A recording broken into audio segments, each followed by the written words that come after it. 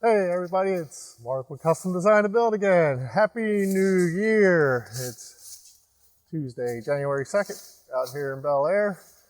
As you can see behind me, we got a lot of work accomplished. We got our hole dug, to make this kind of like a walkout basement back here. We got all our dirt spread to give us, better flat ground to work around. That's kind of what we were going for anyway. Got a concrete guys are out here today getting some rebar set up in the hole, just checking elevations and waiting on the inspector. So hopefully he gets here, gives us the green light, we can go ahead and start pouring the footings.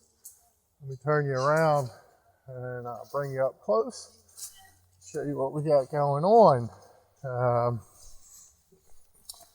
And it is a bit brisk out today, which is kind of helpful because I'm not sinking in all this mud. So we got the transit set up, checking our grades. We get some forms set up for a